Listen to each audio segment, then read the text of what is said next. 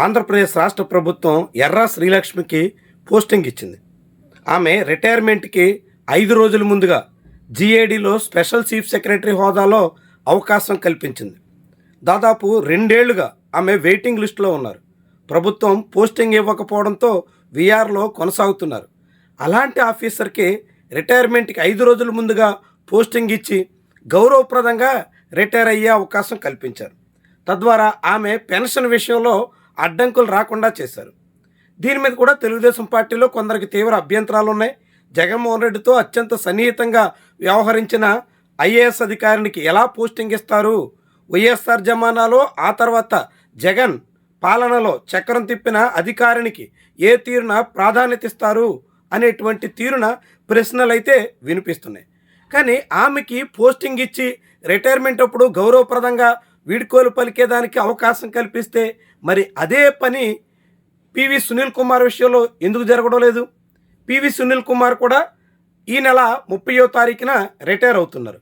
కానీ సునీల్ కుమార్ మీద రాష్ట్ర ప్రభుత్వం సస్పెన్షన్ వేటేసింది. ఆయన సస్పెన్షన్లోనే రిటైర్ కాక తప్పని పరిస్థితిని కల్పించింది. తద్వారా ఆయనకి పెన్షన్ తాలూకా అనేక రకాల సమస్యలు సృష్టించింది. సస్పెన్షన్ ఎత్తివేసి కనీసం చివరి రోజైనా పోస్టింగ్ ఇవ్వాల్సి ఉంటే అలాంటి యోచన చేయడానికి కూడా చంద్రబాబు సర్కారు సిద్ధపట్టలేదు. అంటే ఎర్రా శ్రీలక్ష్మికి ఒక న్యాయం, పివి సునీల్ కుమార్కి మరొక న్యాయమా అనే ప్రశ్న అయితే ఉదయిస్తుంది. ఎందుకంటే శ్రీలక్ష్మి మీద కేసులు ఉన్నాయి, పివి సునీల్ కుమార్ మీద కేసులు ఉన్నాయి. శ్రీలక్ష్మి జగన్మోహన్ రెడ్డితో సన్నిహితంగా వ్యవహరించారన్న అభిప్రాయం ఉంది. పివి సునీల్ కుమార్ కూడా జగన్మోహన్ రెడ్డికి అత్యంత సన్నిహితుడిగా మెలిగారనేటువంటి అభిప్రాయం ఉంది.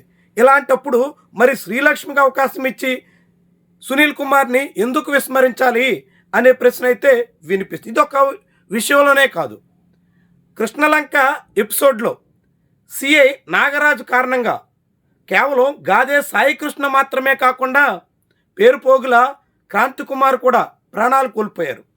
గాదే సాయికృష్ణని లాకప్ డెత్ చేసి కస్టోడియల్ టార్చర్తో ప్రాణం తీసి శవం కూడా కనిపించకుండా మాయం చేసేస్తే క్రాంతి కుమార్ని తీవ్రంగా వేధించి కులం పేరుతో వెంటాడి ఆయన ఆత్మహత్యకు కారకుడయ్యేలా ఈసీఐ నాగరాజు వ్యవహరించారు.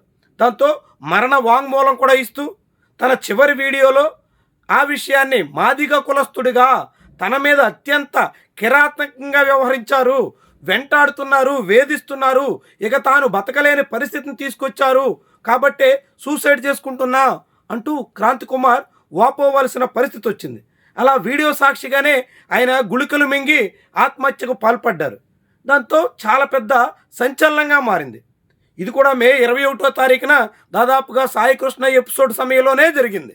అయినా కానీ సాయికృష్ణ తల్లిని పిలిచి మేనమామలను తల్లితోనూ వాదార్చే ప్రయత్నం చేసిన ముఖ్యమంత్రి కనీసం క్రాంతి కుమార్ తండ్రిని కానీ పేరెంట్స్ని కానీ ఏమాత్రం పట్టించుకున్న పాపాన పోవట్లేదు. అంటే సాయికృష్ణకి ఒక న్యాయం, క్రాంతి కుమార్కి మరో న్యాయమా? అక్కడ బాధిత కుటుంబానికి ఒక తీరున, మరో బాధిత కుటుంబానికి ఇంకో విధంగా వ్యవహరిస్తారా అనేటువంటి ప్రశ్నలు అయితే ఉదయిస్తున్నాయి. అచ్చం అక్కడ శ్రీలక్ష్మి పివి సునీల్ కుమార్ తరహాలోనే ఇక్కడ సాయికృష్ణ క్రాంతి కుమార్ ఎపిసోడ్ కూడా కనిపిస్తుంది. శ్రీలక్ష్మి ఐఏఎస్ అధికారి అయితే పివి సునీల్ కుమార్ ఐపీఎస్. ఇక్కడ సాయికృష్ణ రౌడీ షీటర్ అయితే క్రాంతి కుమార్ కొన్ని నేరాల్లో సిఐ దగ్గర చిక్కినటువంటి వ్యక్తి. అయినప్పటికీ కూడా ఒకరిది హత్య, మరొకరిది ఆత్మహత్య. బాధిత కుటుంబాల విషయంలో చంద్రబాబు ఎందుకని ఇలాంటి వివక్ష పాటిస్తున్నారు? శ్రీలక్ష్మి కాపు, పివి సునీల్ కుమార్ ఎస్సీ. ఇక్కడ సాయికృష్ణ కాపు, క్రాంతి కుమార్ ఎస్సీ. అంటే మాల మాదిగల విషయంలో చంద్రబాబు సర్కార్కి ఏమాత్రం పట్టనట్టే వ్యవహరిస్తుందా? కేవలం కాపులను మాత్రమే సంతృప్తి పరిస్తే చాలనేటువంటి ఆలోచనకు వచ్చిందా? కాపు అధికారిని తీవ్రంగా హింసించారు, రిటైర్మెంట్ కూడా గౌరవప్రదంగా లేకుండా చేశారు అనే అభిప్రాయం వస్తుందన్న కారణంగానే శ్రీలక్ష్మికి పోస్టింగ్ ఇచ్చి చేతులు దులుపుకున్నారా? సాయికృష్ణ విషయంలో కాపుల నుంచి తీవ్ర వ్యతిరేకత వచ్చే ప్రమాదం ఉంటుంది కాబట్టి కాపుల్ని చల్లబరచడం కోసమే ఆ కుటుంబాన్ని ఇంటికి పిలిచి పరామర్శించినట్టుగా సరిపెట్టేశారా? మరి అదే ఎస్సీల విషయంలో అటు పివి సునీల్ కుమార్ కానీ ఇటు క్రాంతి కుమార్ కానీ వీళ్ళ విషయంలో ఎందుకని ఇలాంటి నిర్లక్ష్యం తాండవిస్తుంది అనే ప్రశ్న అయితే ఉదయిస్తుంది. కేవలం ఎస్సీలు కాబట్టే మాల పివి సునీల్ కుమార్, మాదిగ క్రాంతి కుమార్, మాల మాదికల విషయంలోనే ఇలాంటి అలసత్వాన్ని చంద్రబాబు ప్రదర్శిస్తున్నారా అనే అనుమానం కూడా చాలా మంది నుంచి వ్యక్తమవుతుంది. ఏకాల్లో జరిగినటువంటి 2 ఘటనల విషయంలో ఒకదాని పట్ల అత్యంత శ్రద్ధ చూపుతూ రెండో విషయంలో పూర్తిగా అలసత్వాన్ని ప్రదర్శిస్తున్నటువంటి వైనమే ఇలాంటి అనుమానాలకు కారణమిస్తుంది.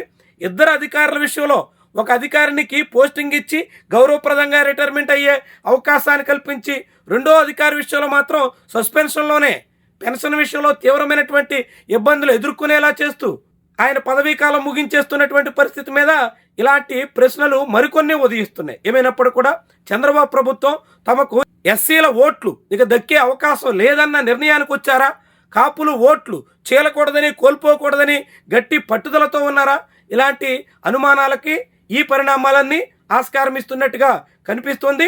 ఏమైనా ప్రభుత్వం ఈ తీరున ఇద్దరు అధికారుల విషయంలో ఇద్దరు మృతుల విషయంలో ఏకరీతిని స్పందించాల్సినటువంటి ప్రభుత్వం అందుకు విరుద్ధంగా తనకు అవసరమైనటువంటి వారి పట్ల ఒకలా కాదనుకున్న వారి పట్ల మరోలా వ్యవహరిస్తున్నటువంటి ధోరణి మాత్రం అనేక విమర్శలకైతే తావిస్తోంది.